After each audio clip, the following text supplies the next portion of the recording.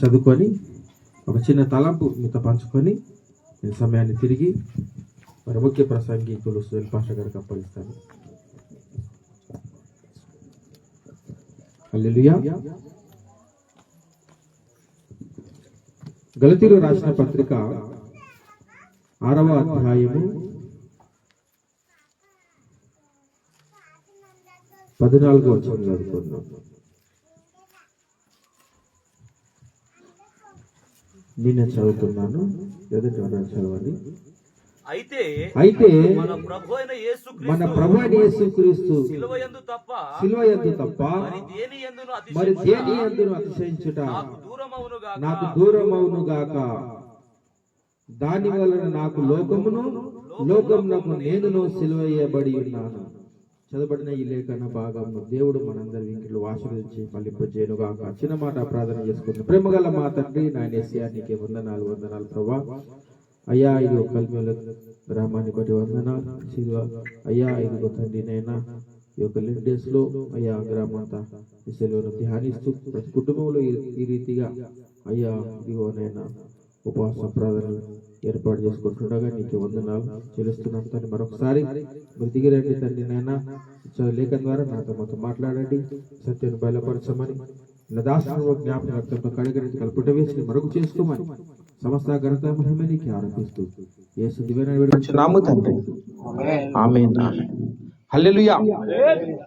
ప్రభువు నందు ప్రియులారా, మరి ఈ ఒక 11 days లో 40 దినాలు మనం ఏం చేస్తూ ఉంటాం? సిలువను ధ్యానిస్తూ ఉంటాం, సిలువ ధ్యానములు అంటాం. అయితే ఇక్కడ పౌలు చెప్తున్నాడు, సిలువను ధ్యానించాలి మనము, కానీ సిలువ యందు కూడా మనం ఏం చేయాలి? అతిశయించాలి. సిలువ యందు తప్ప మరి దేని యందు నేను అతిశయించు నాకు దూరమవును గాక. మనం అతిశయించాల్సిన సంగతి ఏంటంటే సిలువే.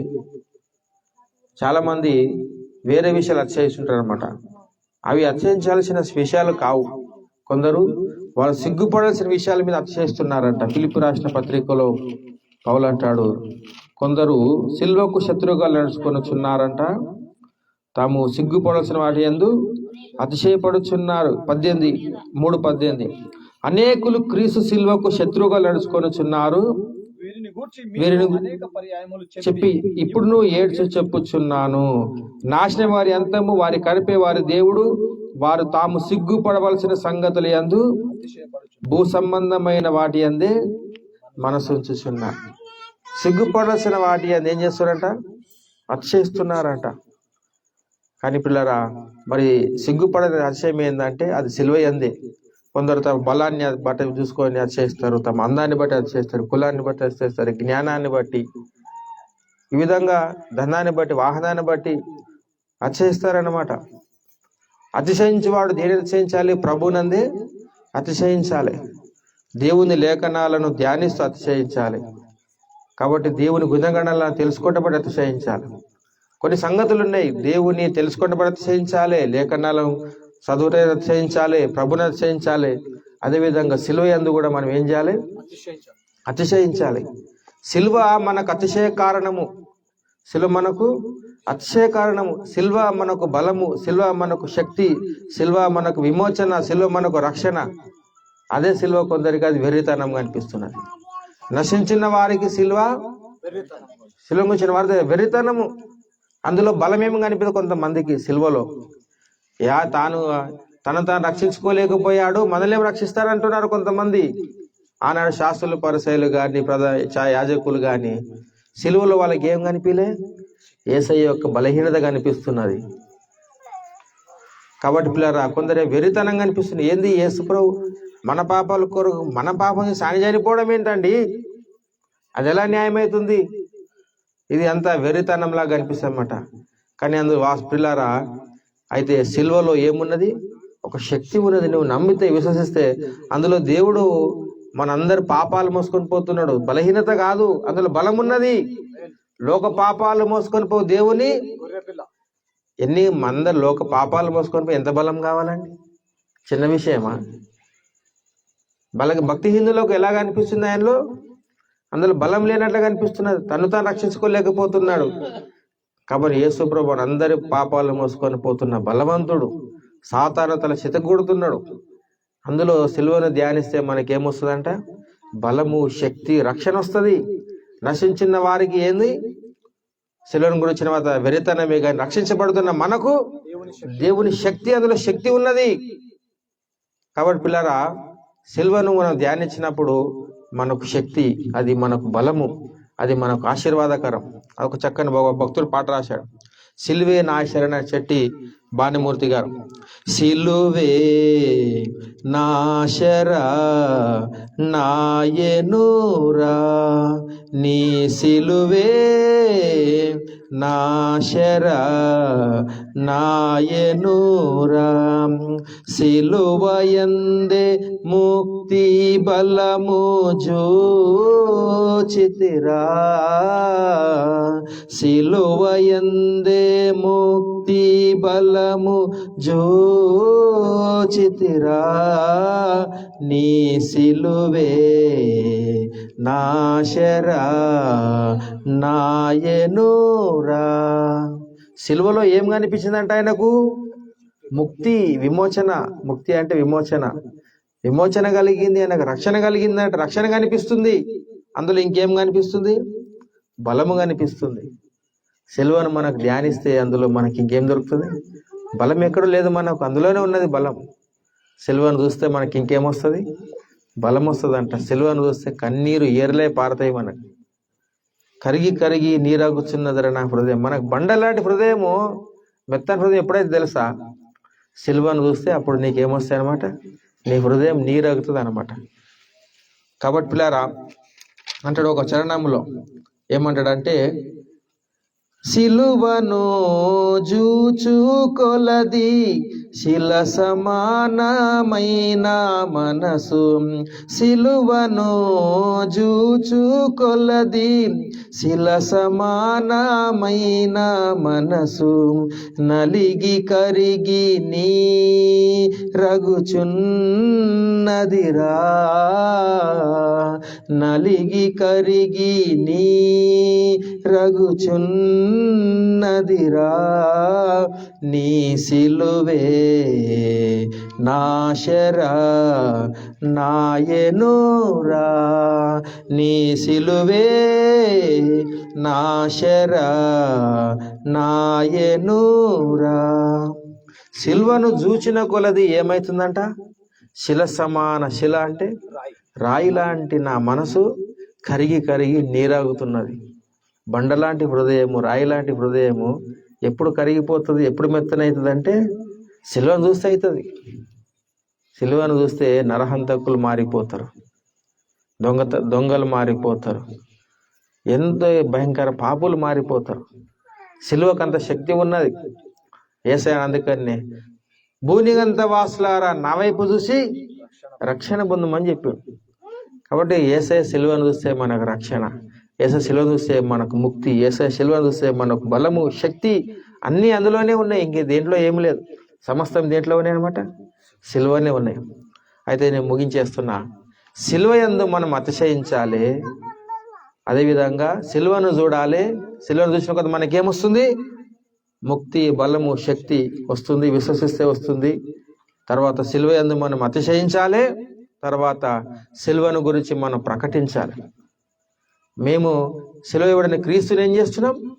ప్రకటించుచున్నాం. కాబట్టి ఇప్పుడు సిలువను గురించి అతిశయించాలంటే అర్థం ఏంటిది? ఏమైనా అతిశయించాలి సిలువలో? నేను చాలా మంది అతిశయించలేకపోతున్నారు. సిలువను అతిశయించడం అర్థం ఏంటిదని అంటే, సిలువను గురించిన, సిలువలో వేలాడబడిన యేసును ఈ లోకానికి ప్రకటించినప్పుడు అప్పుడు నీకు కలిగే శ్రమలను బట్టి అతిశయించుటే సిలువను అతిశయించుట. ఏం చెప్తున్నమాట? అసలు అతిశయించలేకపోతున్నారు చాలా మంది. అతిశయం ఎలా వస్తుందని అంటే, సిలువను గురించి ప్రకటించినప్పుడు కలిగే శ్రమలే నీకు యేసయ్య కొరకు నేను దెబ్బలు తినగలిగిన, యేసయ్య కొరకు నా ప్రాణం ఇవ్వగలిగిన అని చెప్పేసి. కాబట్టి పిల్లరా, పౌలు అంటున్నమాట ఎందుకు సిలువ నచ్చానంటే, పౌలు సిలువ సువార్తను ప్రకటించినందుకు పౌలు తిన్నంత శ్రమలు, ఆయన దెబ్బలు ఎవరు తినలేదన్నమాట. అందుకనే పౌలుకు అందరికంటే ఏమున్నదన్నమాట? సిలువను గురించి అతిశయం ఉన్నది. మనకు అతిశయం దేంట్లో ఉండాలి? అతిశయం దేంట్లో ఉండాలంటే ఇదిగో సువార్త ప్రకటించినందుకు ఈ విధంగా నేను దెబ్బలు తిన్నాను, గాయపరచబడ్డాను, వెలివేయబడ్డాను, హింసించబడ్డాను నన్ను అని చెప్పగలగాలి. అది సిలువ అతిశయించడం అంటే. ఏమనుకుంటున్నా సంగతి అని చెప్పేసి అంటే దేమట్లా అంటే సిలువను ప్రకటించడంలో ఇంత నష్టపోయా, గాయపడ్డా. పౌలు చెప్తాడు, అతిశయించడం నేను సిలువైన తప్ప వేరే నేను చేయ అతిశయించా. ఒకటే అతిశయించాలన్నమాట. ఏమి ఆయన అతిశయం చూడండి. ఒక మాట చెప్పి ముగించేస్తా. 2 కొరింథీయుల రాసిన పత్రిక 11వ అధ్యాయము,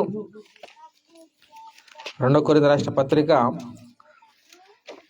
11వ అధ్యాయము 18వ వచనం 11 చదవండి ఒకసారి. 17 నేను చెప్పినది ప్రభు మాట ప్రకారం చెప్పుటలేదు గాని ఇట్లు అతిశయపడటకు ఆధారము కలిగి అవివేకం కలిగి చెప్పుచును. అనేకులు శర విషయంలో అతిశయపడుచున్నారు గనుక నేనును అలాగ అతిశయపడదును. అయితే అతిశయపడచ్చు కానీ నేను అట్లా అతిశయపడను. కానీ నేను దేని మీద అతిశయపడతానంటే ఆయన చెప్తున్నాడు, ప్రియులారా, ఎక్కడి నుంచి అంటే 22వ వచనం నుంచి, ఇది సిలువయందు అతిశయపడుట అంటే వారు హెబ్రీయుల నేనును హెబ్రీయుడనే, వారు ఇశ్రాయేలుల నేనును ఇశ్రాయేలుడనే, వారు అబ్రహాము సంతానమా నేను నట్టివాడనే, వారు క్రీస్తు పరిచారకుల వెర్రివాని మాట్లాడుతున్నారు. నేనును మరి ఎక్కువగా క్రీస్తు పరిచారకుడని. ఇప్పుడు స్టార్ట్ అయింది. మరి విశేషముగా ప్రయాసపడితిని, మరి అనేక పర్యాయములు చెరసాల ఉండి. సువార్త ప్రకటించుకుంది ఎన్నోసార్లు జైలేసిరా, పౌలుకేసిరు ఎన్నోసార్లు. ఎందుకు జైలుకు వచ్చినావయ్యా, ఏం నేరం చేసినావు నువ్వు? సువార్త ప్రకటిస్తే ఏసై నమ్ముకొని చెప్తే జైలేసిరా అన్న అనేక సార్లు. అది అతిశయిస్తున్నాడు. సువార్త నన్ను చెరసాలలో ఉంటే నేను అనేక పర్యాయములు. మనం జైలుకు పోవాలంటేనే భయం, ఇప్పుడు స్టేషన్ పోవాలంటేనే భయము. కానీ పౌలు అనేక పర్యాలు దేనికి జైల్లో ఉన్నాడు? సువార్త ప్రకటించిన. అదే అతిశయం. తర్వాత ఇంకా చదవండి. అపరిమితముగా దెబ్బలు తింటిని, లెక్కలేదంట. అపరిమిత దెబ్బ తినంట. నేను సువార్త ప్రకటన ఎన్ని దెబ్బలు తిన్నాను? ఏసై మనకు ఎన్ని దెబ్బలు తిన్నావు? కొడా దెబ్బలు. మరి ఆయన కొరకు నువ్వు ఎన్ని దెబ్బలు తింటున్నావు? పౌలు అపరిమితముగా దెబ్బలు తిన్నాడంట. ఇంకొకసారి అనేక మార్లు ప్రాణాపాయములు ఉంటుని, 5 మార్లు ఒక్కడి తక్కువ 40 దెబ్బలు, ఒక్కడి దాకా 40 దెబ్బలు. 5 ఎన్నిసార్లు? 5 సార్లు. ధర్మశాస్త్రంలో మోసే ఏదన్నా నేరం చేస్తే వానికి దెబ్బలు కొట్టండి కానీ 40 కొట్టకండి, చచ్చిపోగల 40 కొడితే. ఒకడు తక్కువ చేయండి అని 39 లెక్క పెట్టిండంట. ఎన్నికి? ఒక్కడు తక్కువ చేస్తే ఎంత అవుతుంది? 39 అవుతుంది. 40 కొట్టకండి, 40 కూడా చచ్చిపోగలని. అందుకనే 39 కొట్టాలి ఆ లెక్క ప్రకారం శిక్ష చేస్తే. అట్లా పౌలుకు ఎన్నిసార్లు కొట్టిరంటే యూదులు? 5 సార్లు 39 దెబ్బలు కొట్టిరు. మన కొట్టిరా? అపరిమితంగా దెబ్బలు తిన్నాడు.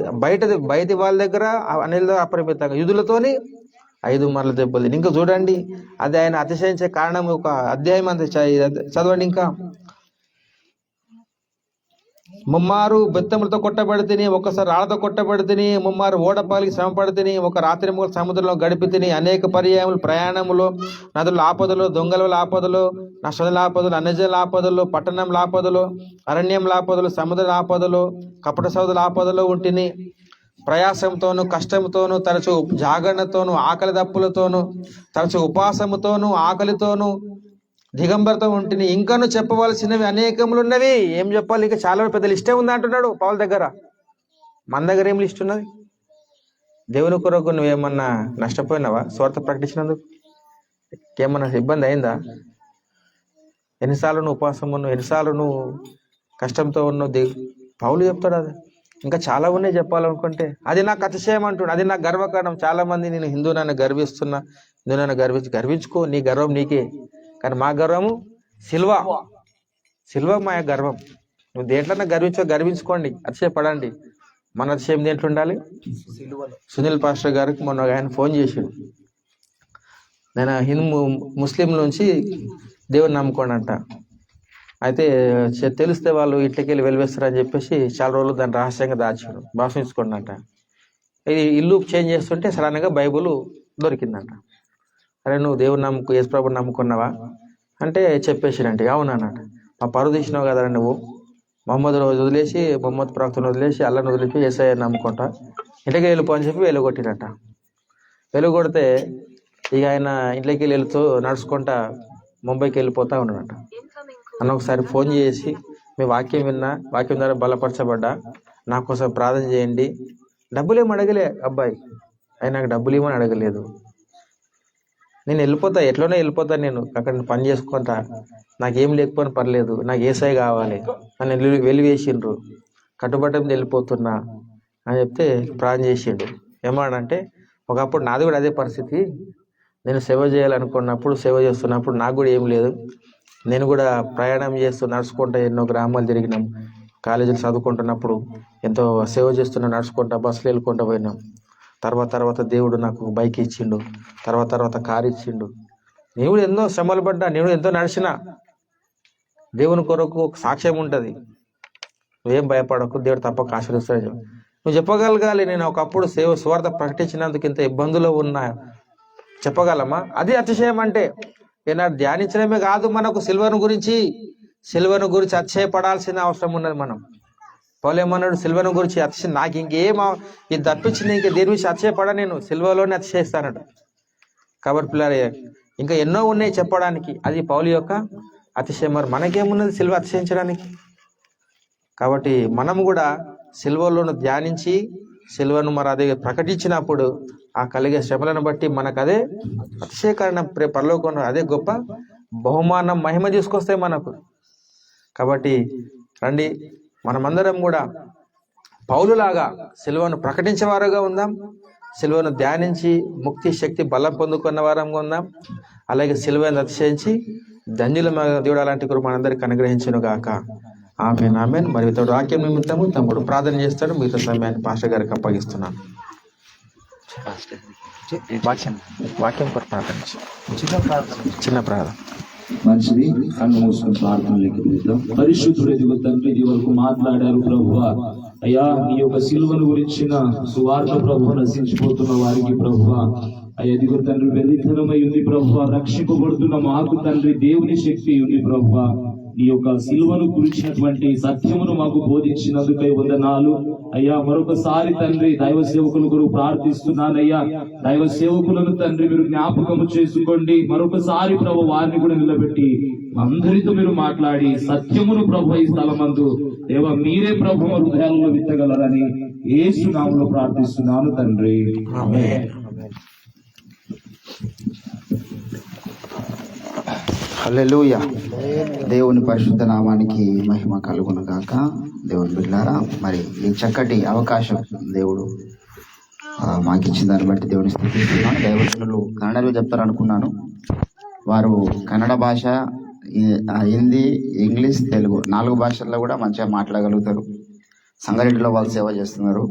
సుమంత్ కూడా అంతే. సుమంత్ కూడా నేను ఎక్కడైనా పరిచయకు వెళ్ళినప్పుడు నేను తెలుగులో చెప్తే ఆయన హిందీలో ట్రాన్స్లేట్ చేయడం, ఇంగ్లీష్లో చెప్పిన హిందీలో ట్రాన్స్లేట్ చేయడం చేస్తాడు. మన నాందిలో పోయినప్పుడు చాలా మంచి రెస్పాన్స్ వచ్చింది. దేవుడు నిజంగా మరి అంత చక్కటి జ్ఞానం వారికి ఇచ్చాడు. అనేక భాషల చేత అభిషేకించినాడు. మన నాందేడ్లో మహారాష్ట్ర పోయినాం. అక్కడ మీటింగ్ పెట్టినప్పుడు సుమంతే ట్రాన్స్లేషన్ చేసాడు, ఇంకెన్నో స్థలాలలో. సో దేవుడు మరి వారి ద్వారా పలికించినటువంటి మాటలను బట్టి దేవుని స్తుతిస్తూ ఉన్నాను. దేవుని బిడ్డలారా, మరి ప్రత్యేకంగా ఈ ప్రాంతంలో ఉన్న మీకు ఎక్కువ వాక్యం అవసరం లేదు నా అభిప్రాయం. ఎందుకంటే గాడందరు గారు మరి ఈ ప్రాంతానికి వచ్చి 100 సంవత్సరాల క్రితమే ఈ ప్రాంతంలో సువార్త ఉన్నది. జైరాబాద్లో వారి వ్యవస్థను ప్రారంభించి అక్కడ నుంచి బీదర్ కానీ అటు వికారాబాద్ కానీ మరి ఎడ్ల బండ్ల మీద తిరుగుతూ వారు పరిచయం చేస్తున్నారు. వారి ద్వారా ఎంతోమంది మిషనరీస్ వచ్చినారు. నేను కూడా ఆ మెథడిస్ట్ అల్లిపూర్ స్కూల్లోనే మరి 10th క్లాస్ వరకు చదువుకున్నా. అక్కడ 10th క్లాస్ వరకు చదువుకున్నా. తర్వాత నేను సేవకుడనై గజ్వేల్ వెళ్ళాను. 14-15 సంవత్సరాలు అవుతుంది. సో గజ్వేల్లో నేను ఇక్కడ పరిచర్యలో ఉంటాను ప్రభు అని దేవునికి అడిగినప్పుడు దేవుడు ఆ ప్రాంతాన్ని నాకు వెళ్ళమని చెప్పినాడు. బిహెచ్ఎల్లో ఉన్నప్పుడు మరి భయంకరంగా త్రాగుడుకు బానిసైనటువంటి నన్ను, ఇష్టానుసారమైన జీవితానికి బానిసైన నన్ను దేవుడు మార్చాడు. పొద్దున్న లేస్తే తాగుతుంటే, జాబ్ చేసేవాడిని. పొద్దున్న లేచిన వరకు సాయంత్రం వరకు భయంకరంగా తాగేది. 20 సంవత్సరాల వయసులో. ఇప్పుడు నాకు 40 సంవత్సరాలు ఉంటాయి. 20 ఏళ్ళకి బాగా చెడిపోయాను నేను. అటువంటి సమయంలో ఒక వ్యక్తి నాకు సువార్త చెప్పిండు. బిహెచ్ఎల్లో నేను జాబ్ చేస్తున్న సమయంలో సువార్త చెప్తే నా హృదయం నొచ్చుకున్నది. నొచ్చుకొని చాలా పశ్చాత్తాపడ్డా. బిల్డింగ్ పైకి వెళ్ళి ప్రార్థన చేద్దామని ఆ యొక్క కంపెనీలో మేము ఉన్న క్యాంపస్లో పైనకు వెళ్ళి ఒక్కరిని మోకరించి ప్రార్థన చేస్తున్నాను. రాత్రి 11:30 అవుతుంది టైం. ఒక్కరిని మోకరించి కన్నీరు గారుస్తున్న భయంకరంగా, ప్రభువా నేను పాపిని నన్ను నీ యొక్క కృపలో జ్ఞాపకం చేసుకుంటున్నప్పుడు దేవుని యొక్క శక్తి నన్ను కమ్ముకున్నది. అంగేత తడిచిపోయింది ఏడుస్తూ ఉంటే. నా ముందు ఒక గొప్ప వెలుగు వచ్చింది. 24 పెద్దల మధ్యలో ఆసీనుడు అవుతున్న వాడిని కన్నులారా చూసిన నేను. ఈరోజు కొంతమంది దేవుడు లేడంటారు, మనకి ఏం చెప్తాం? నేను కళ్ళారా చూసిన ఆయన నాకు బిహెచ్ఎల్లో దర్శనం ఇచ్చిండ్రు, నాకు కనబడ్డాడు ఆయన. భయపడి వణికిపోతున్నా, అరికాదు మొదలుకున్న వరకు వణుకుతుంది ఇట్లా. ఎందుకంటే అటువంటి అనుభవం ఎప్పుడు లేదు. గజ వణికిపోయినా, లేచి వెళ్దామంటే లేవనికి వస్తలేదు, కళ్ళు తెరుస్తామంటే కళ్ళు తెరవనికి వస్తలేదు, ఇంకా భయం అవుతున్నది. అతి కష్టం మీద పైకి లేపిన చేతులు కిందికి దించేసరికి నా కళ్ళు తెరుచుకున్నాయి. పరుగున చెప్పులు కూడా వేసుకోనిలే, రూమ్లోకి వెళ్ళిపోయినా. 2-3 రోజుల దాకా అన్నం తినలే. ఆ రోజు దేవుడు నా హృదయాన్ని మార్చిండు. నెక్స్ట్ డే నుంచి మరలా ఎప్పుడు కూడా నేను మళ్ళీ పాప జీవితానికో త్రావుడికో బానిసలేని వ్యక్తి లేదు. వెంటనే ఒక నూతన వ్యక్తి బయటకు వచ్చాడు.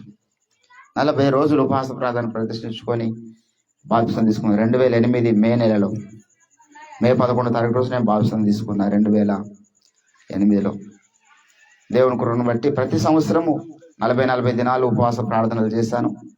ప్రతిరోజు ఒకటే పూట తినున్నా. ఇప్పుడు 15 సంవత్సరాలే, 16 సంవత్సరాలు అవుతుంది. ఒకటే పూట, రాత్రి ఒకటే పూట తినేది. అది మధ్యలో ఇంకా 40 దినాలు చేసినప్పుడు ఆ ఒక్క పూట కూడా తినేది కాదు.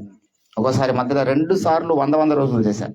దేవుడు నాతో మాట్లాడాడు, బాబు నువ్వు ఉపవాసం ప్రతిష్ఠించుకున్నప్పుడు 100 రోజులు ఉపవాసం ఉన్నా. ఇక రాత్రి ఒక పూట కూడా లేదు. ఏం తాగినా ఇంత ఛాయనో పాలో లేకపోతే ఇంత మజ్జిగనో ఇంత ఫ్రూట్సో తిని ఉండడమే 100 రోజులు. అట్లా 2 సార్లు చేసిన. 2019 ఒకసారి, 2021 ఒకసారి, 2 సార్లు 100 రోజులు ఉపవాస ప్రార్థనలో గడపడానికి దేవుడు కృప చూపించిన.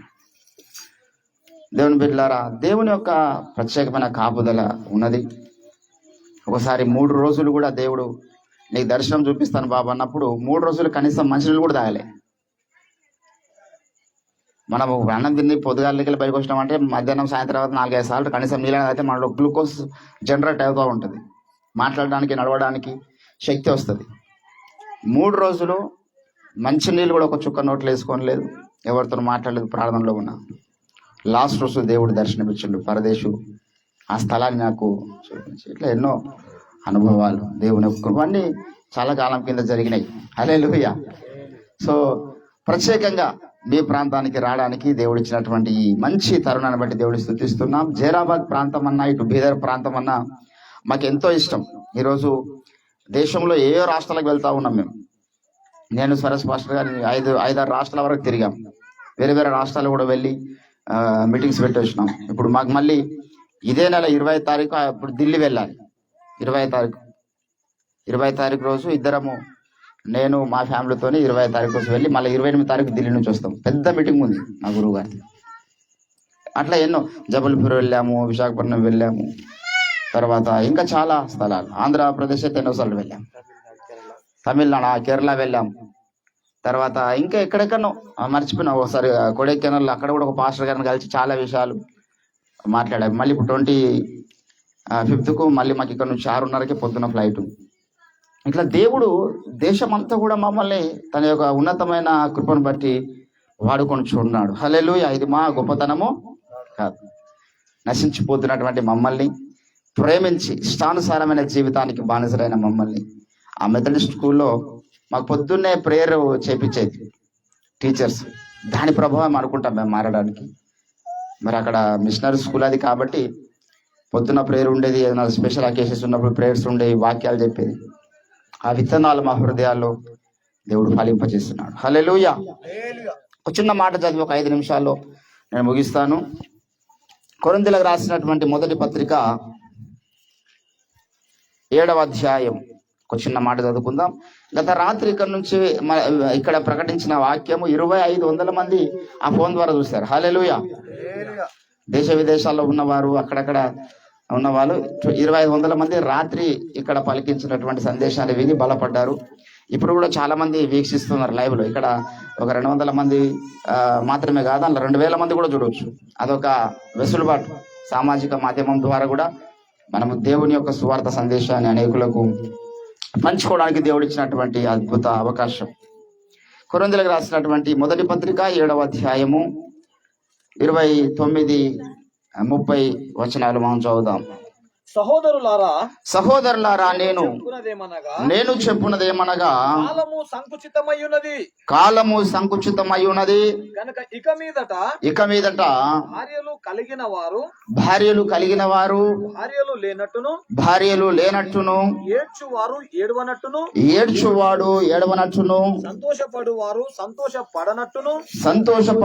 సంతోషపడినట్టును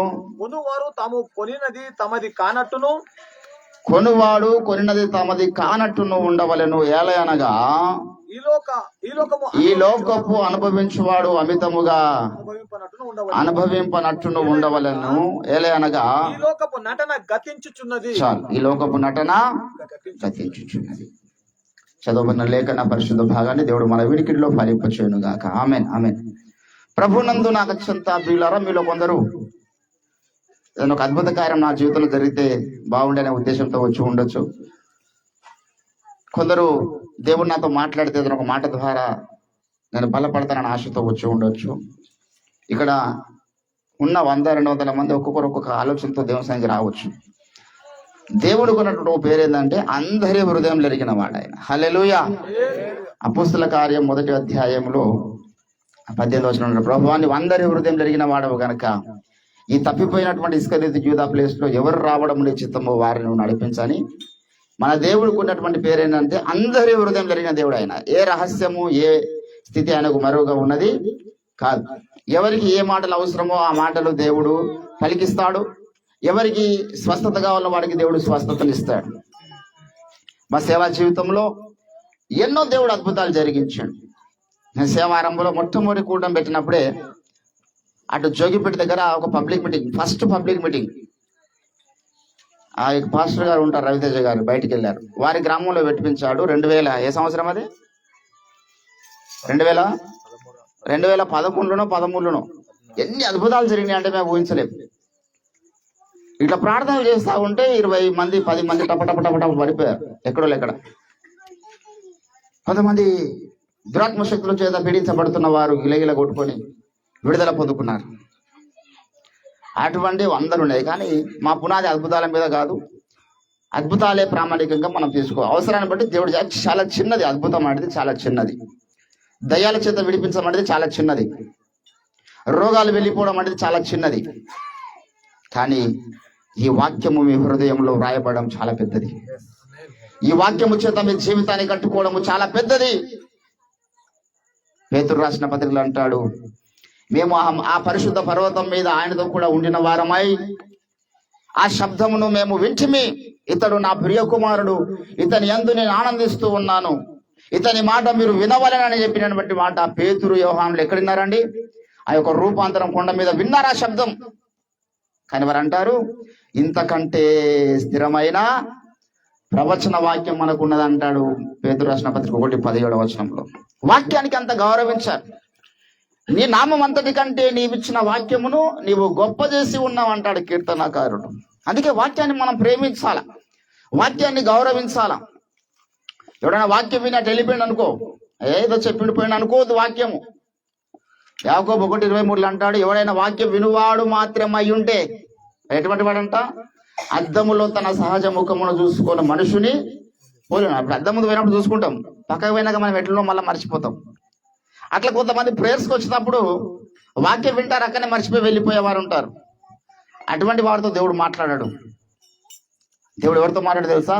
ఇర్మియాలు అంటాడు 6:10 ఇర్మియా ప్రవచన గ్రంథంలో, విందురని నేను ఎవరితో మాట్లాడుదును, వారు వినుటకు తమ హృదయమును సిద్ధము చేసుకున్న వారు కాదు. నేను వినాలి ప్రభు అని స్వరం అంటే నేను ఈరోజు నా రూపంలో దేవుడు మీతో మాట్లాడుతున్నాడు కదా, డైరెక్ట్ దేవుడు వచ్చి కూడా మాట్లాడగలుగుతాను. మన దేవుడు మాట్లాడే దేవుడు. హల్లెలూయా. ఆయన మాట్లాడే రాయో చెట్టో పుట్టో కాదు, మాట్లాడే దేవుడవు నీవు, మాట్లాడని రాయివి చెట్టువు నీవు కావు, మాట్లాడే దేవుడవు. ఎంత చక్కని పాట అండి. మన దేవుడు ఎటువంటి వాడు? మాట్లాడే దేవుడు ఆయన. కానీ ఎవరితో మాట్లాడతాడు? ఎవరైతే జాగ్రత్తగా వింటారో. మనం మాలోకంలో కూర్చున్నాం అనుకో, దేవుడు మాట్లాడే వింటలేడు. వాడు అక్కడ ఆకారానికి కూర్చున్నాడు, ఏదో వింటున్నాడు, కనబడుతున్నాడు. నేను చాలా స్థలాల్లో వెళ్ళిన తర్వాత మొత్తం వాక్యం అంతా అయిపోయిన తర్వాత, పాస్టర్ గారు చాలా అద్భుతంగా చెప్పారండి అంట. ఏం చెప్పిన? మూల వాక్యం అంతా చెప్ప అంటే, ఫస్ట్ ఏ వచనం చెప్పిన చెప్ప అంట. నాకు పొగడతలు ఎందుకు, నాకు మెచ్చుకోవడం ఎందుకు? పేతురు వాక్యం చెప్పిన, పేతురు వాక్యం ఏమన్నారు వాళ్ళు? మేము రక్షణ పొందుటకు ఏమి చేయవలేను. చాలా అద్భుతంగా ఉందంటే మాకేం పెద్ద కిరీటం అనేది రాదు.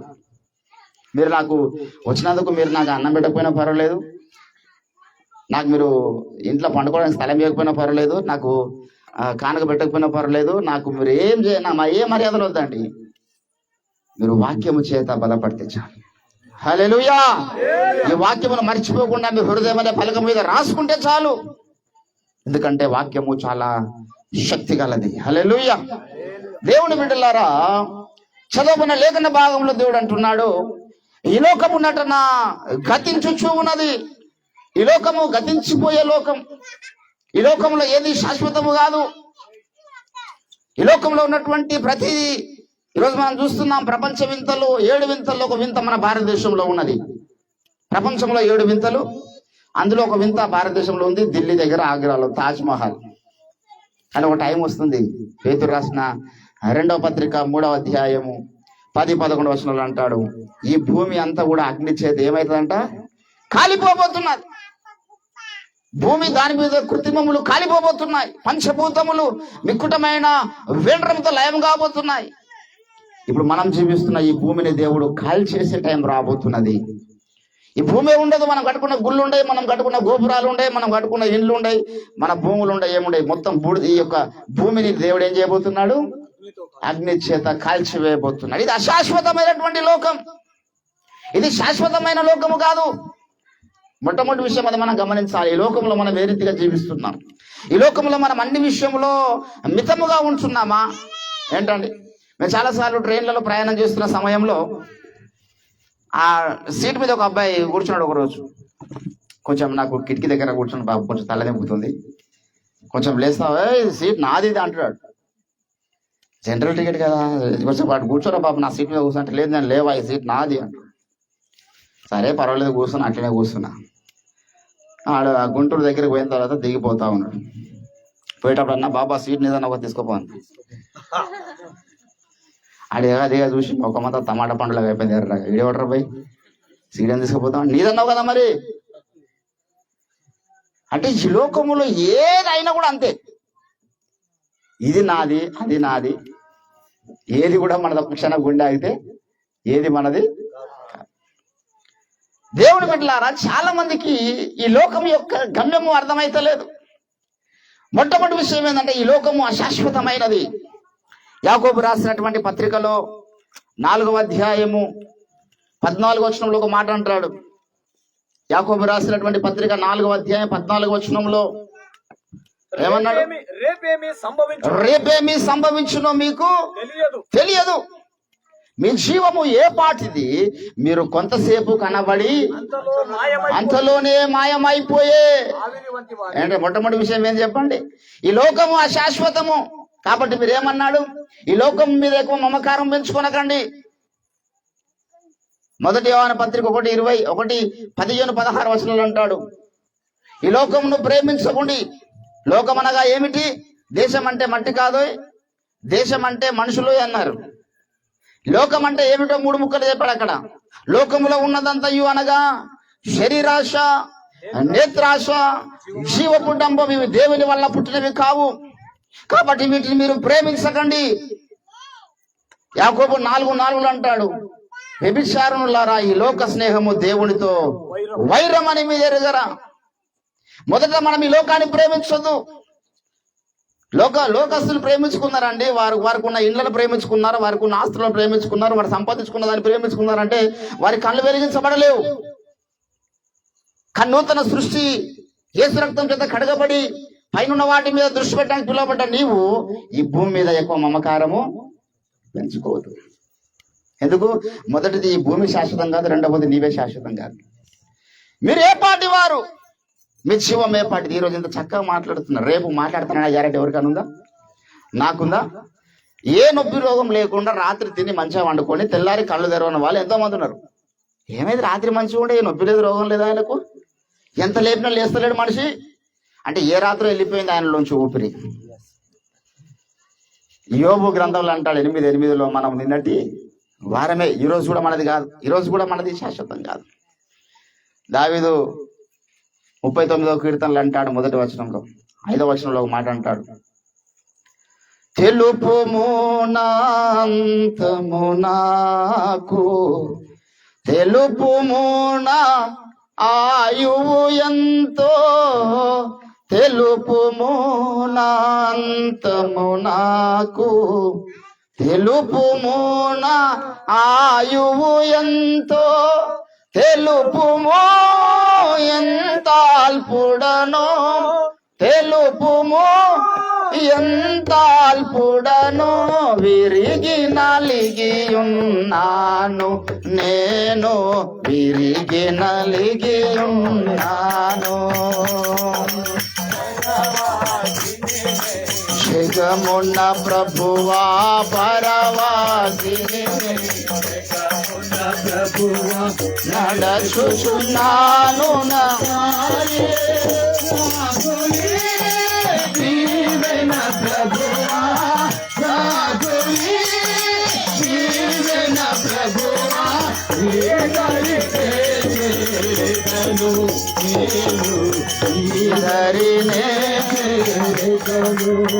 ధన సంపదలు గౌరవములు దహించిపోవు ఈ లోకములో, ధన సంపదలు గౌరవములు దహించిపోవు ఈ లోకములో, పాపము నిండే జగములో, పాపము నిండే జగములో, శాపము చేకూర్చుకొనే లోకము, శాపము చేకూర్చుకొనే పరవాసిని, జగమున ప్రభువా పరవాసిని, జగమున ప్రభువా నడచుచున్నాను దారి,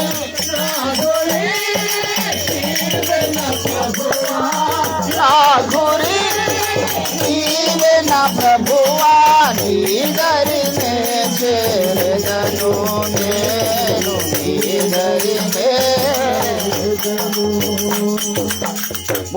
39వ కీర్తనలో అంటున్నా 4వ వచనంలో ఏమంటాడు? ప్రభువా యెహోవా నా అంతము ఎట్లున్నది, నా దినముల ప్రమాణము ఎంతైనది, నాకు తెలుపుము, నాకు తెలుపుమయ్యా.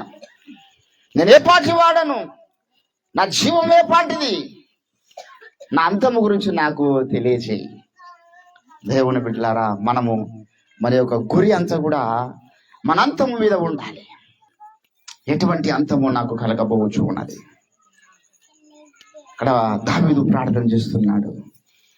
ఈరోజు చాలా మంది ఎవరైనా చచ్చిపోయినప్పుడు ఏమంటారండి? వాడేం కట్టకపోయాడు భయ్, ఏమంటారు? ఆడేం కట్టకపోయాడు, జాతసహ ద్రుహో మృత్య, బ్రతికిండు పోయిండు. వాళ్ళు ఒకటి నమ్ముతున్నారు, పునరాది జననం పునరాది మనరం, పునర్జన్మ సిద్ధాంతాన్ని నమ్ముతున్నారు హైందవ సోదరులు. మనం నమ్ముతలేం దాన్ని. బైబిల్ చెప్పింది చాలా స్పష్టంగా. హెబ్రీ పత్రిక 9:27 అంటాడు, మనుషులు ఒక్కసారే మృతి పొందాలి, మళ్ళా పుట్టడము చావడం అనేది లేదు. అది తప్పు సిద్ధాంతం. కానీ వాళ్ళు నమ్ముతున్నారు. ఏమని నమ్ముతున్నారంటే, ఈరోజు భూమి మీద ఒకటి చచ్చిపోయినోడు వాడు ఏదైనా మంచి కార్యాలు చేస్తూ బ్రతికితే వాడు ఎక్కడో మంచి కుటుంబంలో పుడతాడు. అంటే డబ్బుల కుటుంబంలో, మంచి భూములు జాగలున్న కుటుంబంలో, ధనవంతుల కుటుంబంలో పుడతాడు. ఒకవేళ వాడు త్రాగుతూ, వ్యభిచారం చేస్తూ, దొంగతనాలు చేస్తూ, మానభంగాలు చేస్తూ ఇష్టానుసారంగా జీవించిననుకో, వాడు నీచ జన్మ జన్మిస్తాడంటారు. నీచ జన్మ అంటే అర్థం ఏంటంటే ఒక పందిగాను, కుక్కగాను, అంటే మనిషి జన్మ కాదు, నీచ జన్మ. ఒక పిల్లిగాను, ఒక దోమగాను, క్రిమి కీటకాలుగా కూడా పుడతారని చెప్తారు. నాకు ఓ డౌట్ వచ్చింది.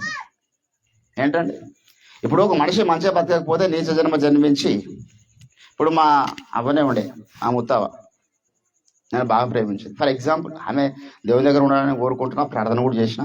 ఆమె కూడా చర్చికి పోయింది. మేము పుట్టుక నుంచి క్రైస్తవులమే కదా, చర్చికి పోయింది. ఆమె కూడా దేవుని దగ్గర ఉండొచ్చు. ఫర్ ఎగ్జాంపుల్, ఆమె ఎప్పుడు లొల్లి పెడుతుండే, పెద్ద గయ్యాలు కంపుండే, ఎవరి మాటినది కాదు. ఇప్పుడు ఆమె చచ్చిపోయిందండి. నా అంచనా ప్రకారం అయితే ఆమె ఉత్తమ జన్మ జన్మించలేదు. ఆమె నీచ జన్మ అయ్యి ఒక కోడిగా అయి పుట్టింది అనుకో. ఇప్పుడు మా ఇంట్లో కోడి పుంజుని కోసుకొని తింటే ఎవరు తిన్నట్టు? నేను మా అమ్మమ్మని అయ్యుండొచ్చు, మా అవ్వని అయ్యుండొచ్చు అనుకోవాలి. లేకపోతే ఆమె దోమాయి పుట్టి నీకు ఇష్టమైన నీ యొక్క చంప మీద ముద్దు పెడతామని వచ్చి కరుస్తున్నది ఇక, మా ఎవరిని కరుస్తున్నది అనుకోవాలి. నువ్వు దాన్ని చంపొద్దు. ఆమెకి ఇష్టమైన నెత్తిలో పెయిన్ అయి పుట్టింది అనుకో, నెత్తిలో పెయిన్లు ఎన్ని కరిచినా దాన్ని చంపొద్దు. నెత్తి చూసే ఎందుకు? నీ సిద్ధాంతం ప్రకారము ఇక్కడ చనిపోయిన వారు నీచాది జన్మిస్తే వాళ్ళు ఒక జంతువుగా పుడతారని చెప్తున్నావు కదా. మరి నీచమైన జన్మ జంతువు అని చెప్పేది వాళ్ళే, మళ్ళీ జంతువును దేవతగా ఆరాధించేది వాళ్ళు. అంటే స్పష్టత లేదు మనకు, అటువంటి గలిబిలి లేదు దేవుని బిడ్డలారా, మనకు అటువంటి కన్ఫ్యూజన్ లేదు. ఈ లోకంలో చనిపోకన్నా ముందే మనం ఏమని చేసినా, చనిపోయిన తర్వాత మళ్ళీ ఇంకెక్కడో పుట్టడము, దయ్యాలై తిరగడము, రాగి చెట్ల కింద ఉండడం లేదు. దయ్యాలై వచ్చేటటువంటి దురాత్మలు, పడిపోయిన దేవదూతలు మనుషుల పేరు చెప్పుకొని వస్తాయి. ఊర్లో ఎవరైనా చచ్చిపోతే వాళ్ళ పేరు చెప్పుకొని వచ్చి ఒక మనిషికి పడతాయి. కానీ మనుషుల యొక్క ఆత్మలు ఇక్కడ ఉండయి. ఒక క్షణం గుండె ఆగిందంటే పోయేవాడు నరకంలో ఉన్న కళ్ళు తెరవాలి, లేకపోతే పరదేశంలో ఉన్న కళ్ళు తెరవాలి, పాతాళమా లేదా పరలోకం. కానీ ఆ యొక్క సమాధి దగ్గర ఎట్లా మాట్లాడతారు అందరూ? అరే వాడు ఏం పట్టుకుపోయిండు భయ్, మనం కూడా ఏం పట్టుకుపోతాం, ఏదో బతికిన 4 రోజులు అంతే, అన్ని పెడతాం బ్రదర్ అంటే అక్కడ మాత్రమే. మళ్ళా అన్ని పెడతాం బ్రదర్ అంటే దానే మళ్ళీ ఊళ్ళోకి వచ్చిన తర్వాత మళ్ళీ ఏమి తిందుమో, ఏమి త్రాగుదమో, ఏమి సంపాదించుకుందామో. ఎందుకు మనసులో మార్పు లేదు. మనిషికి తన మనసే చెరసాలరా, మమతలు మమకారాలే బంధాలురా, వల్ల కాటి వరకేరా భవబంధాలు, నీ కల్లానికి చేరవురా అనుబంధాలు, కళ్ళనైన కలలు మానుకో, ఎల్లవేళలా ప్రభుని వేడుకో, 3 నాళ్ళ ముచ్చట కోసం ఈ మనిషి పడే తపన చూడరా. ఎంత అద్భుతంగా రాశాడు. చనిపోయాడు మొన్న బ్రదర్ ఆశీర్వాదం, ఆ పాట రాసిన ఆయన అటటకులు చనిపోయాడు. మనిషికి తన మనసే చేసాల.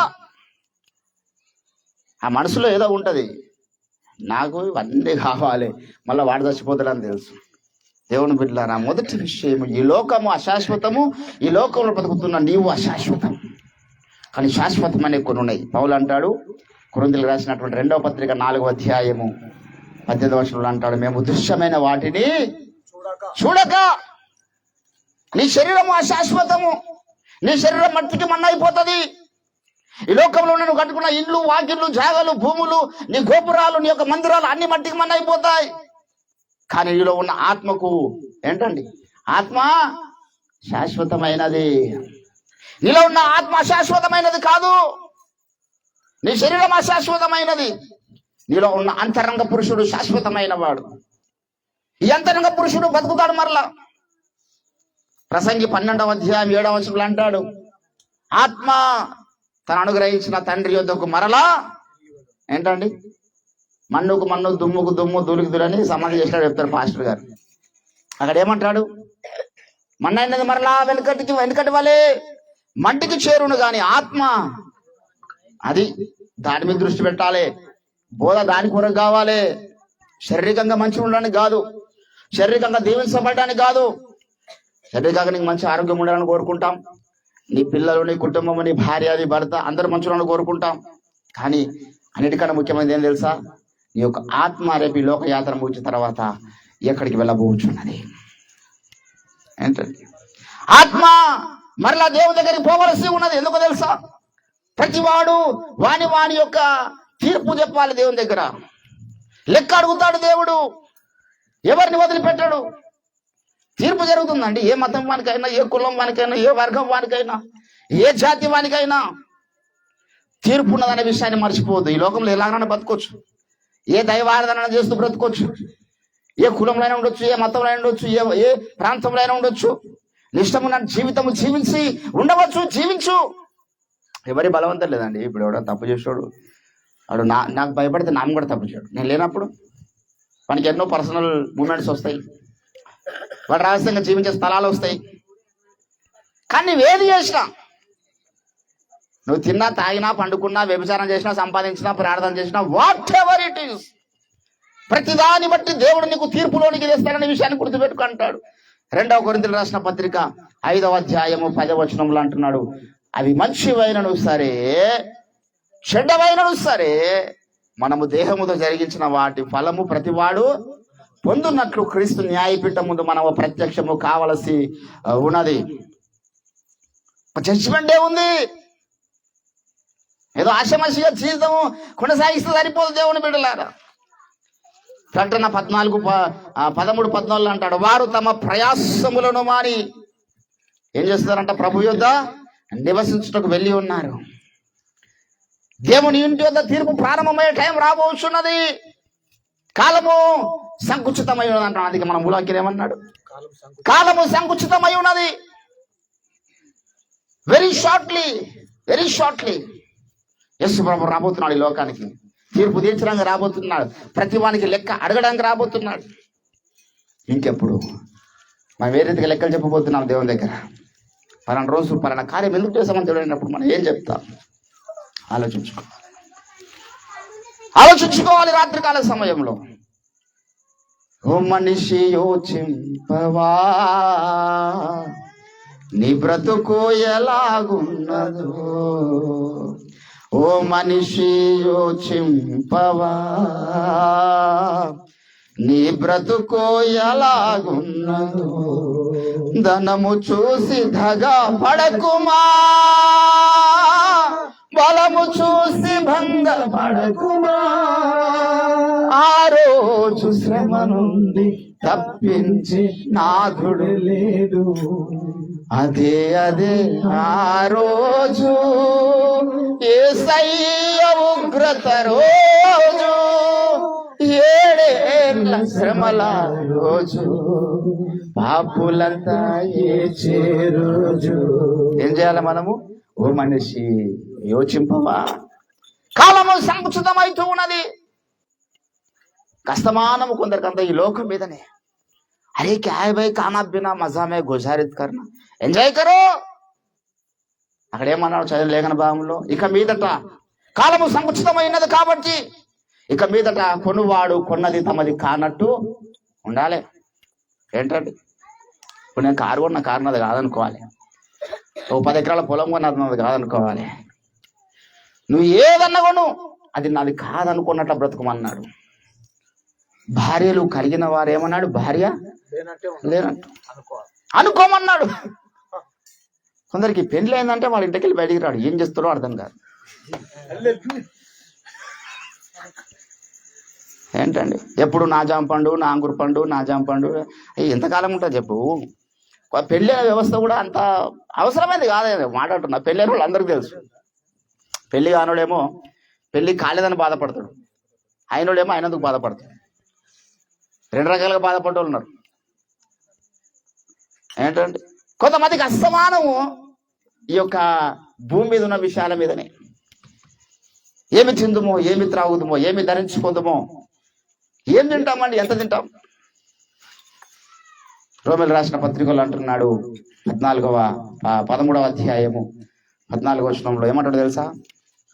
మీరు గత రాత్రి కూడా నేను ఈ విషయాన్ని జ్ఞాపకం చేశాను కదా. చూడండి ఒకసారి. మెట్టుకు మీరు ప్రభువైన యేసుక్రీస్తును ధరించుకున్న వారై శరీరేచ్ఛలను శరీరేచ్ఛలు నెరవేర్చుకుంటకు శరీర విషయమైన ఆలోచన చేసుకొనకుడి అన్నాడు. చేసుకున్నాడు కాదు, చేసుకోనకుడి. అసలు don't think about your flesh body. ఈ భూమి మీద ఎట్లా ఏం తిన్నా ఏం తాగినా ఎంత బలము సంపాదించినా వాడు ఎక్కడికి పోతాడు? మట్టికి మన అయిపోతాడా? లేకపోతే మన బలమంతా మన వెనకాల వస్తుందా? ఎంత ఉన్నతమైన బట్టలు ధరించినా మట్టిలో కలిసిపోతాయి. కొంతమందికి అస్తమానము వాటి మీద, అందుకని కాలము సంకుచితమై ఉన్నది. కాబట్టి మీరు ఏం చేయండి, ఇక మీదట ఏ దాని మీద అంత మమకారం పెంచుకోకండి, ఏ బంధుత్వాల మీద అంత మమకారం పెంచుకోకండి, ఏ సంపదల మీద అంత మమకారం పెంచుకోకండి, ఏ తిండి మీద అంత మమకారం పెంచుకోకండి, ఏ శరీర సుఖాల మీద అంత మమకారం పెంచుకోకండి. దేవుని కొరకు బ్రతకండి, దేవుని కార్యాల కొరకు బ్రతకండి. తీర్పు దినము సమీపిస్తున్నది మనకు. ఏ రీతిగా మన లెక్కలు దేవుని యొక్క సన్నిధానంలో మనం చెప్పుకుంటాం. దేవుని బిడ్డలారా, ప్రభు అంటాడు, అమ్మా ఒక కాలము వచ్చుచూ ఉన్నది. సమరశ్రీతో అంటాడు 5వ అధ్యాయం యోహాను సువార్త 28వ వచనంలో, ఒక కాలము వచ్చుచూ ఉన్నది, నేను లెక్క అడిగే కాలం రాబోచున్నది, మీరందరూ లెక్క చెప్పే టైం రాబోతున్నది. పెద్ద పెద్ద ఉద్దండులు ప్రార్థనా పరులే గజ గజ గజ వణికిపోయే టైం అది. అప్పుడు ఈ లోకంలో ఆయన దేవుడు కాదు, ఆ మతము మాలమాదిగల మతము, అది మనకు సంబంధించింది కాదు. ఆ దేవుడు మాలమాదిగల దేవుడు ఎక్కడ నిలుస్తాడండి? ఆ తీర్పు దినాన నిలబడగలుగుతారా? ఈ లోక దేవతలన్నీ ఆయన ముందరా, ఈ లోక దేవతలన్నీ ఆయన ముందరా సాగిలపడి నమస్కరించి గడగడలాడు, సాగిలపడి నమస్కరించి గడగడలాడు, వంగని మోకాలన్నీ యేసయ్య యోధుడా వంగిపోవును. యేసు రాజుగా వచ్చుచున్నాడు, భూలోకమంతా తెలుసు. అందరం కలిసి, యేసు రాజుగా వచ్చుచున్నాడు, భూలోకమంతా. రావి కోటి తేజుడు రమ్యమైన దేవుడు, రావి కోటి తేజుడు రారాజుగా వచ్చుచున్నాడు, యేసు రారాజుగా వచ్చుచున్నాడు, యేసు రాజుగా వచ్చుచున్నాడు, భూలోకమంతా తెలుసుకుంటాడు, యేసు రాజుగా వచ్చు. యేసు ప్రభుల వారు ఎట్లా వస్తున్నాడు చెప్పండి? రారాజుగా రాబోతున్నాడు ఆయన. ఏదో ఇంతకుముందు వచ్చినట్ల మొదటి రాకడ ఉన్నట్లు ఇట్లా మంచిగా నిమ్మలంగా ఉండి గొర్రె పిల్లలాగా సాధువుగా రావట్లేదు ఆయన. అమ్మలారా, నా కొరకు ఏడవకండి, మీ కొరకు మీ పిల్లల కొరకు. అది మొదటి రాకడ. రెండో రాకడ అట్లా కాదు. ఆయన తొక్కితే ఉంటేనంట ప్రకటన గ్రంథంలో అంటాడు 13వ అధ్యాయంలో, కొన్ని వందల కిలోమీటర్ల దాకా రక్తం పారుతున్నది. గొర్రెపిల్ల వస్తున్నాడు. ఇప్పుడు ఆయన యూదా గోత్రపు సింహముగా రాబోతున్నాడు. ఒక గొర్రె పిల్లను కౌగులించుకుంటామండి, సింహంను కౌగులించుకుంటాడన్నా? సింహం వచ్చింది ఊర్ల కంటే తలుపులు తీయరు ఇళ్ళకి వెళ్ళి. తలుపులు తీయమని 2 రోజుల దాకా ఊర్లో సింహం తిరుగుతుందంటే యేసుప్రభు ఎట్లా వస్తున్నాడంట? యూదా గోత్రపు సింహం, ద లయన్ ఆఫ్ జూడా. ఎట్లా ఎదుర్కొంటాం ఆయన? మనం మొదట రాకడ గొర్రె పిల్లలాగా వచ్చింది కాబట్టి మనం పాపలు కొన్ని వచ్చి మనల్ని కౌగులించుకున్నాడు. మనమైన వస్త్రపు చెంగుని ముట్టిన మొదటి రాకడలో మనమైన పాదాల మీద అత్తరు పోసి వెంటకలతో తుడగలింది ఒక పాపాత్మురాలైన స్త్రీ. ఒక కుటుంబంలో వచ్చి ఆయన భోజనం చేస్తున్నాడు, పాపుల కుటుంబంలో వచ్చి భోజనం చేస్తున్నాడు. పాపి అయిన మనుషులు ఇంటికి వెళ్ళాడు ఆయన మొదటి రాకడలో. ఎందుకు? గొర్రె పిల్లగా వచ్చింది కాబట్టి. రెండవ రాకడ అట్లా కాదు కదా. ఈరోజు మనము ఒక గొర్రె పిల్లను ఎదుర్కోవడానికి కాదండి ఎదురు చూస్తున్నది. ఈరోజు మనం ఒక సింహంను ఎదుర్కోవడానికి చూస్తున్నాం. యూదా గోత్రపు సింహం ఎదుర్కోవడానికి చూస్తున్నాం. ఇట్లా పాపులు కొంటే నడుస్తుందా? గొర్రెపిల్ల అయితే నడుస్తుంది, కానీ సింహం ఎదుర్కోవడానికి నీకు చాలా అభిషేకం కావాలి, పరిశుద్ధాత్మ నింపుదల కావాలి. కొట్టిన కాదు సింహం ఎదుర్కోవడం అంటే. దావీదు దగ్గరికి సింహం ఎలుగుబంటూ పాదములు గల ఒక జంతువు వచ్చినప్పుడు ఈయన పరిశుద్ధాత్మ అభిషేకం కలిగి దాన్ని ఎదుర్కొన్నాడు. సాతానును ఎదుర్కోవాలని అభిషేకం కావాలి, రారాజుగా వస్తున్నటువంటి యేసుని ఎదుర్కోవాలన్నా నీకు అభిషేకం కావాలి. ఇట్లనే పాపిగా ఉంటా తండ్రి నువ్వు వచ్చిందాకంటే కుదరదు. ఆయన మెచ్చుకోడప్పుడు ఆయన రాకన్నా ముందు ఆయన పోలిక నీలో రావాలి భూమి మీద. అంటే పరిశుద్ధాత్మతో నువ్వు సహవాసం చేయాలి. ఎందుకు? కాలము సంకుచితమై ఉన్నది. దేవుని బిడ్డలారా, ఇంకెంత కాలం ఈ యొక్క పాలు తాగే స్థితి, ఇంకెంత కాలం ఈ యొక్క పిల్లకాయలు ఆటలాడే పరిస్థితి. రారాజుగా యేసు రాబోతున్నాడు. పౌలు అంటాడు, మీరు కాలమును బట్టి చూస్తే బోధకులై ఉండవలసి ఉండగా, దేవోక్తులలో మొదటి మూల పాఠంలో కూడా మీకు మరలా బోధింపవలసేటటువంటి పరిస్థితి వచ్చింది. చరిత్ర చూస్తేనేమో 30 ఏళ్ళు, 20 ఏళ్ళు, 40 ఏళ్ళు క్రైస్తవ జీవితం. మోకాలు చూస్తేనేమో ఏమున్నదండి? మోకాలు ఏంటండి? ఎంతమంది మోకాలు కొబ్బరి చిప్పలాగా నల్లగా అయినాయి? నేను 16 సంవత్సరాలు ఈ రోజుకి ఏ ఒక్కరోజు కూడా గంట సేపు మోకాల మీద నేను గడపకుండా ఉండా. 16 సంవత్సరాలు నా సాక్ష్యం. నాతో వ్యక్తిగతంగా ఉన్న మీరు శివన పాస్టర్ తర్వాత అడగవచ్చు. ఒక్కరోజు కూడా నేను గంట సేపు కనీసం మోకాల మీద. 2017 సంవత్సరంలో రోజు 4 గంటల మోకాల మీద, నిలువు మోకాల మీద 4 గంటల నిలువు మోకాల మీద ప్రభుత్వం మాట్లాడారు. సంవత్సరం మొత్తం 2017లో. క్రైస్తవ జీవితం అంటే ఏమిటి? ఏదో చర్చికి పోయి ప్రార్థనకు పోయి సపడదాకా తిని పండుకునేది కాదు. యేసు రారాజుగా రాబోతున్నాడు. ఆయన ఎదుర్కోవడానికి నువ్వు సిద్ధపడుతున్నావు. పెళ్లి కుమారుడేమో రెడీ అయిన రావడానికి, పెళ్లి కూతురు నైట్ మీద ఉందనుకో, చేసుకుంటాడా? కలిమిలేమి అందును, రోగ ఆరోగ్యం అందును, ఈమెతో మాత్రమే అంటే ఉంటాడా వాడు?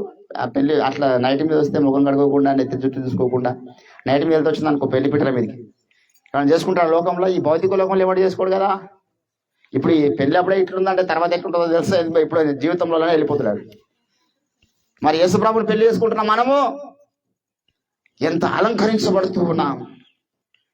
దేవుని బిడ్డలారా, కాలము సంకుచితమై ఉన్నది. కొంత మనం లోకం మీద మమకారం తగ్గించుకుందాం, ప్రభు మీద మమకారాన్ని పెంచుకుందాం, ప్రార్థనలో మమకారాన్ని పెంచుకుందాం, దేవునితో నడిచే విషయంలో మమకారాన్ని పెంచుకుందాం.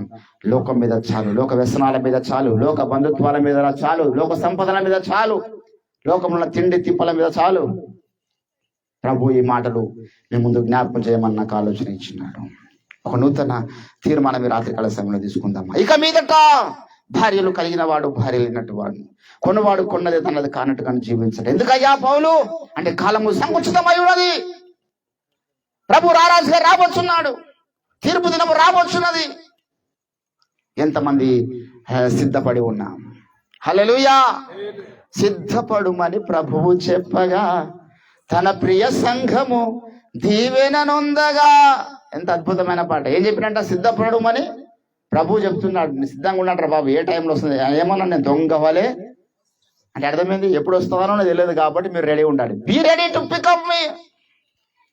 Shall we pray. ఒక నూతన తీర్మానం ఈ రాత్రికాల సమయంలో తీసుకుందాం. ప్రభువా, నువ్వు రారాజుగా వచ్చే టైం ఆసనమైంది. మధ్య ప్రాచ్యంలో, ఇజ్రాయెల్ దేశంలో సంభవాలు మాకు చూపిస్తున్నాయి.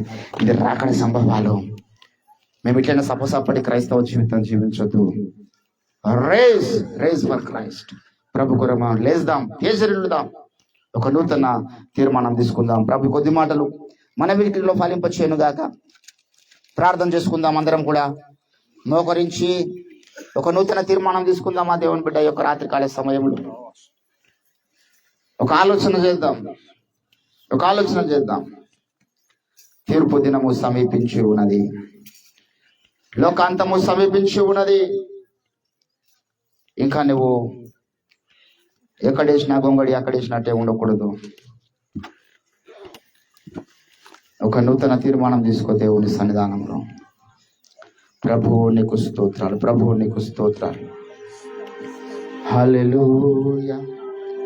దయగల తండ్రి, నీ ఉన్నతమైన వాక్యము కొరకై నీకు స్తోత్రం. అవునయ్యా, కాలము సంకుచితమై ఉన్నది. తీర్పు దినము సమీపిస్తూ ఉన్నది. దేవా, ఇంకా మేము మా ఇష్టానుసారంగా జీవిస్తున్నామే. ఎంతో దైవ సేవకులు వారం ఎన్నో బోధలు మాకు చేసినప్పటికీ మార్పు లేని వారిగా మేము ఉంటున్నామేమో. అట్టి స్థితి వద్దు ప్రభువా. మీ ఆత్మకార్యం జరిగించండి. నీకు స్తోత్రం. హల్లెలూయా.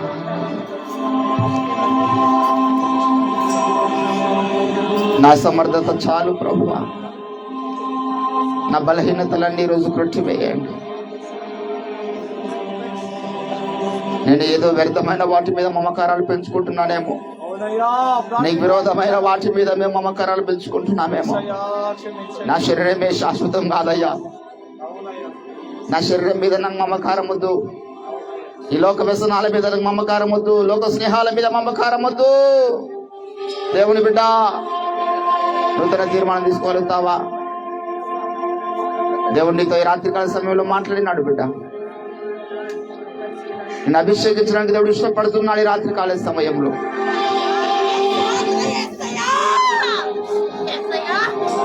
ప్రతి ఒక్కొక్కరిని దేవుడు తాకడానికి ఇష్టపడుతున్న సమయం ఇది. మౌనంగా ఉంటే నువ్వు ఈరోజు చాలా నష్టపోతావు బిడ్డ. మౌనంగా ఉండకు, తీర్మానం చేసుకో, ప్రభు దర్శనం పొందుకో. దయగల దేవా, మీరు మమ్మల్ని కనికరించండి నాదా, మీరు మమ్మల్ని కనికరించండి నాదా. నీకు స్తోత్రములు తండ్రి. మాకు వైరాగ్యము కలగడము లేదు ప్రభువా. ఈ లోకం మీద, ఈ అశాశ్వతమైన మాట మీద మేము దివారాత్రములు చింత కలిగి ఉన్నామేమో. మీరు దిగిరండి, మీరు దిగిరండి, మీరు దిగిరండి తండ్రి. నీకు స్తోత్రాలు. హల్లెలూయా, హల్లెలూయా, హల్లెలూయా, హల్లెలూయా, హల్లెలూయా, హల్లెలూయా. యేసునాథా నీకు వందనాలు, వందనాలు, వందనాలు, వందనాలు, వందనాలు, వందనాలు, వందనాలు, వందనాలు, వందనాలు. పరిశుద్ధాత్మ దేవా నీకు స్తోత్రాలు, పరిశుద్ధాత్మ దేవా నీకు స్తోత్రాలు. హల్లెలూయా. మా యొక్క గ్రామాన్ని కనికరించండి దేవా, మా సంఘాన్ని కనికరించండి నాదా. ఈ యొక్క తీర్పు దినమున ఏ రీతిగా ఉండబోతున్నది మా యొక్క గ్రామ స్థితి, తీర్పు దినమున ఏ రీతిగా ఉండబోతున్నది మా స్థితి. హల్లెలూయా, హల్లెలూయా, హల్లెలూయా, హల్లెలూయా, హల్లెలూయా. పరిశుద్ధాత్మ దేవా నీకు స్తోత్రం, పరిశుద్ధాత్మ దేవా నీకు స్తోత్రం.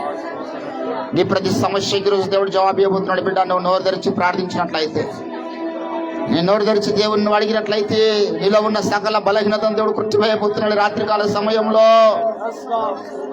హల్లెలూయా, హల్లెలూయా, హల్లెలూయా, హల్లెలూయా, హల్లెలూయా, హల్లెలూయా, హల్లెలూయా, హల్లెలూయా.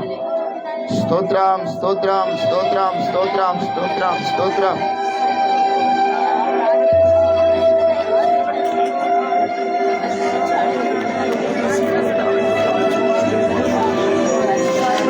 హల్లెలూయా, హల్లెలూయా, హల్లెలూయా.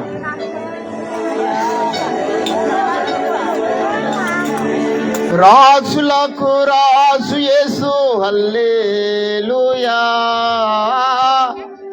రాజులకు రాజు యేసు హల్లెలూయా, ప్రభులకు ప్రభు యేసు హల్లెలూయా, ప్రభులకు ప్రభు యేసు హల్లెలూయా. యేసునందే రక్షణ మనకు హల్లెలూయా, యేసునందే నిత్య జీవము హల్లెలూయా, యేసునందే రక్షణ మనకు. అందరం కలిసి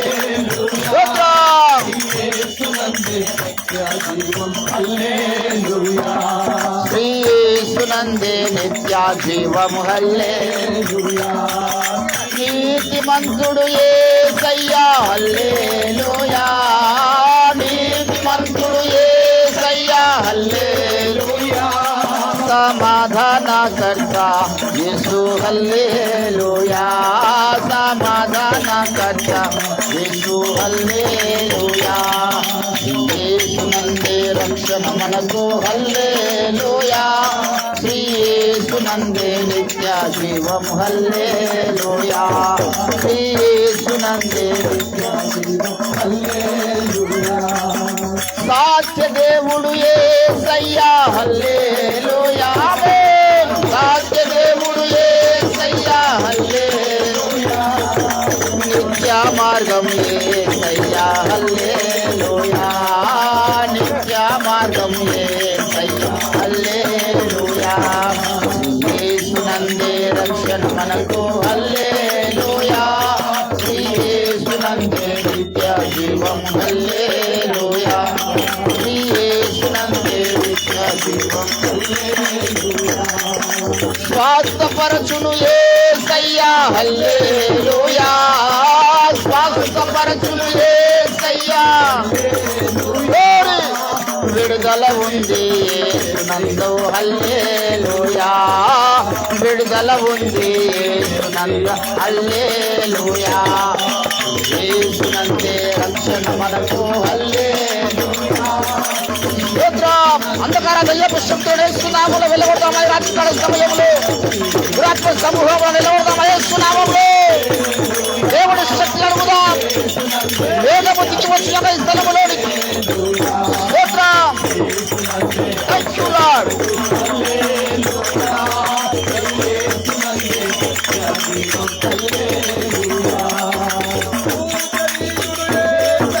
హల్లెలూయా పూజనీయుడు యేసయ్యా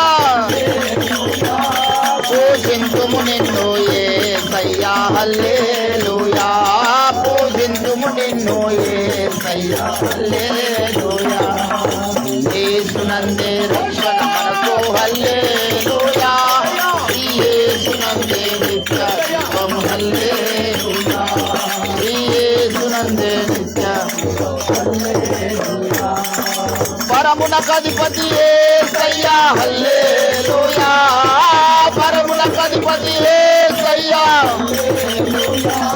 పరలోకము చేర్చును యేసయ్యా హల్లెలూయా పరలోకము చేర్చును యేసయ్యా హల్లెలూయా యేసునందే రక్షణ మనకు హల్లెలూయా యేసునందే నిత్య జీవం హల్లెలూయా యేసునందే నిత్య జీవం హల్లెలూయా యేసునందే నిత్య యేసునందే నిత్య జీవం హల్లెలూయా యేసునందే నిత్య జీవం హల్లెలూయా యేసునందే నిత్య జీవం హల్లెలూయా యేసునందే నిత్య జీవం హల్లెలూయా యేసునందే నిత్య జీవం హల్లెలూయా యేసునందే నిత్య జీవం హల్లెలూయా యేసునందే నిత్య జీవం Thank you, Jesus. Hallelujah, hallelujah, hallelujah, hallelujah, hallelujah, hallelujah, hallelujah. ఓ బలమైన పరిశుద్ధాత్మ సంచారమును అందులో గెలుచుకున్న దేవుని పెట్టారు. పరిశుద్ధాత్మ దేవుడు మన మధ్యలో అల్లాడుచూ ఉన్నాడు. మనం ఆయన యొక్క వస్త్రపు చెంగుని తాకుదా ఓ ఆయన ప్రభావమును మనమందరం కూడా అనుభవిస్తాం యేసు నామములో. హల్లెలూయా హల్లెలూయా హల్లెలూయా హల్లెలూయా. దయగల తండ్రి మాతో మాట్లాడిన ప్రతి మాట కొరకు నీకు స్తోత్రములయ్యా. అవునయ్యా మాకు లోకము శాశ్వతము కాదు, అశాశ్వతమైన లోకములో ఏ రీతిగా బ్రతకాలో మీరు మాకు నేర్పించినారు, మీకు స్తోత్రం. హల్లెలూయా హల్లెలూయా హల్లెలూయా హల్లెలూయా. నిత్య జీవము కొరకు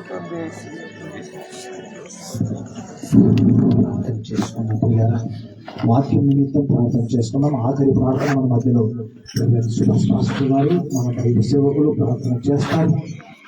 అందుకున్నారా మనము లాంటి వారు పోయినారా సమయం చాలా తక్కువ ఉన్నది. ప్రియ సహోదరు ఈ లోక యాత్రను